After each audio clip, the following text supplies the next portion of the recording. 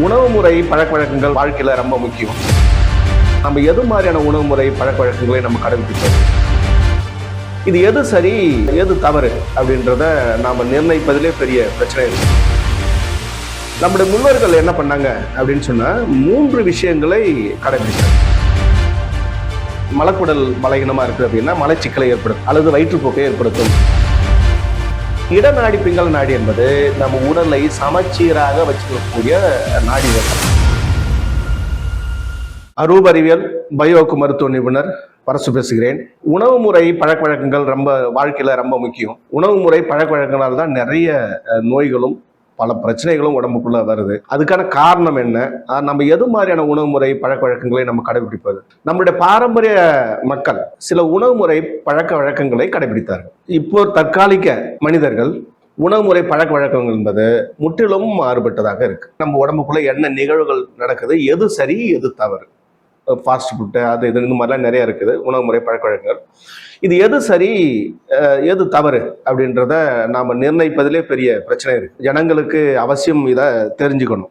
நம்முடைய முன்னோர்கள் என்ன பண்ணாங்க அப்படின்னு சொன்னா 3 விஷயங்களை கடைபிடித்தாங்க.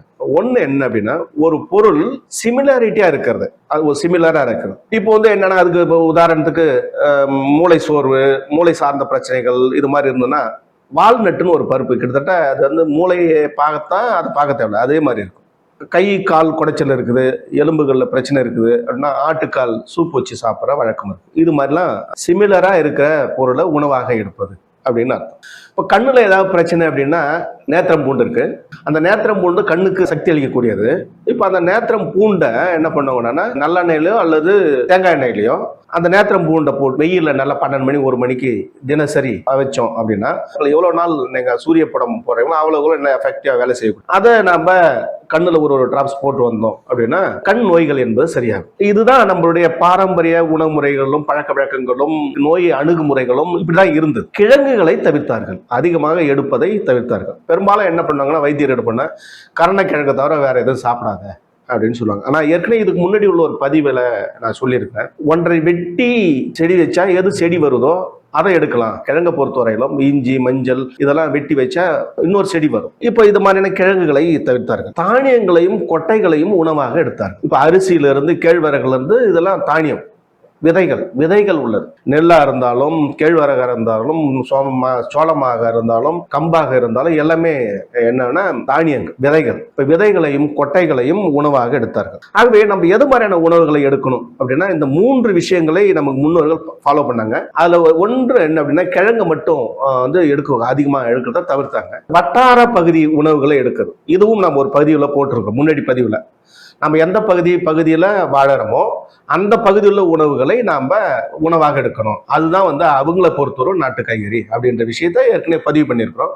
இப்போ பெங்களூர்ல இருக்கிற ஊட்டியில் இருக்கிற ஒரு நபர் அங்கு உள்ள நீர் காய்கறிகள் அதுதான் அவங்களுக்கு நாட்டு காய்கறி. நம்ம பகுதியில் இருக்கக்கூடிய எந்த பகுதியில் வாழறாங்களோ அந்த பகுதியில் இருக்க காய்கறிகள் என்பது அவர்களுக்கு நாட்டு காய்கறி. அப்ப இந்த மாதிரி சூழலுக்கு எல்லாமே உணவுகளை எடுத்தா என்ன ஆகும் அப்படின்னா உடல்நிலை சரியில்லாம போகும். இப்போ உதாரணத்துக்கு என்ன அப்படின்னா, ஒரு குழந்தை இருக்குது, ஒரு 6 மாதத்துக்கு பிறகு 7 மாசம் 8 மாசம் குழந்தைக்கு உணவுகளை எடுக்கக்கூடிய வயசு.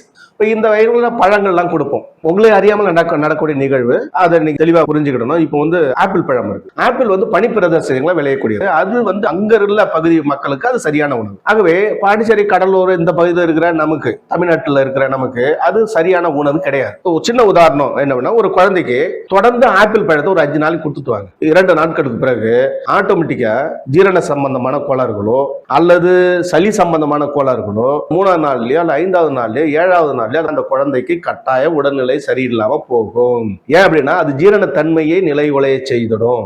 எந்தெந்த குழந்தைக்கு எந்தெந்த உறுப்புகள் பிறவிலேயே பலகீனமா இருக்கும். இப்போ மலக்குடல் பலகீனமா இருக்குது அப்படின்னா மலச்சிக்கலை ஏற்படுத்தும் அல்லது வயிற்றுப்போக்கை ஏற்படுத்தும். நுரையீரல் பலகீனமாக இருக்குது ஒரு குழந்தை, பிரைமரி காம்ப்ளெக்ஸ் அடிக்கடி சும்மா சளி பிடிக்கிற தன்மை இருந்ததுன்னா ஆப்பிளை கொடுத்த உடனே நெஞ்சு சளி கட்ட ஆரம்பிச்சிடும். வேற ஏதாவது உறுப்புகள் சம்பந்தமான பிரச்சனைகள் இருக்குது அப்படின்னா அது சம்பந்தமான உபாதைகளை அதை ஏற்படுத்தும். இன்னொரு உதாரணம் சொல்றேன். இப்போ ஒரு ஆப்பிள் இருக்கு, இந்த ஆப்பிள் பழத்தை 2ஆ கட் பண்றோம். ஒரு தர்பூசணி இருக்கு, அதையும் 2ஆ கட் பண்றோம். 2ஆ கட் பண்ணிட்டு அதுல கொஞ்சத்தை நம்ம சாப்பிட்டுட்டு மீதி உள்ள பாதியை ஃப்ரிட்ஜில் வச்சிருக்கோம். இது ஆப்பிளையும் தர்பூசணியும் ஒரு 1 மணி நேரம் கழித்தோ 2 மணி நேரம் கழித்த பிறகு நீங்க தர்பூசணியும் ஆப்பிளும் எடுத்து மறுபடியும் அதில் ஒரு பீஸை கட் பண்ணி சாப்பிட்டு பாருங்க. சாப்பிட்டீங்க அப்படின்னா என்ன நடக்கும் அப்படின்னா ஒரு பெரிய அதிர்ச்சியான ஒரு செய்தி ஒன்று என்ன அப்படின்னு சொன்னா, ஆப்பிள் பழம் ஏற்கனவே சாப்பிட்ட மாதிரி அதே மாதிரி இனிப்பு சுவையோட அது இருக்கும். தர்பூசணி சல்லுன்னு போயிடும், இனிப்பு சுவையெல்லாம் எங்க போச்சுன்னு தெரியாது, அது கம்ப்ளீட்டாக காணாமல் போயிடும். இதுல இருந்து என்ன தெரியுது அப்படின்னா,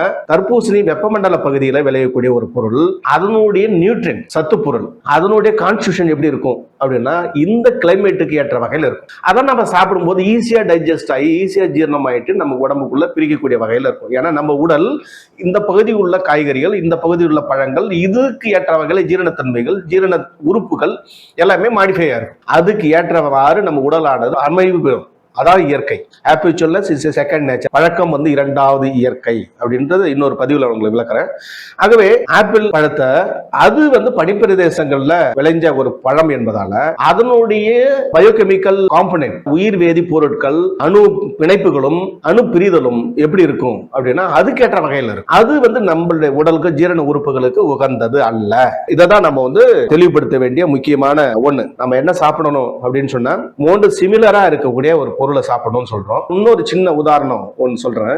என்ன அப்படின்னு சொன்னா, நான்வெஜ் சாப்பிட்றவங்களுக்கு ரொம்ப யூஸ்ஃபுல்லான ஒரு செய்தி. ஆட்டுக்கறியில இடநாடிப்புகள் நாடி தண்டுவடத்தை சுத்தி தான் போகும். அதுக்கடுத்து கழுத்தை சுத்திக்கிட்டு தலைக்கு மேலே ஏறி உச்சந்தலைக்கு மேலே ஏறு. அது இடநாடிப்பிங்கள் நாடி என்பது நம்ம உடலை சமச்சீராக வச்சிருக்கக்கூடிய நாடி ஓட்டம். ஆகவே அந்த இடங்கள்ல நம்ம உடம்புக்கு தேவையான ஆற்றல் ஓட்டங்கள் அனைத்துமே செறிவு மிக்கதாக இருக்கு. ஒரு ஆடு இருக்குது, அந்த ஆட்டோட அந்த நடு முதுகு தண்டுவடம் இருக்கு இல்லையா, அந்த சாப்ஸ்ன்னு சொல்லுவாங்க.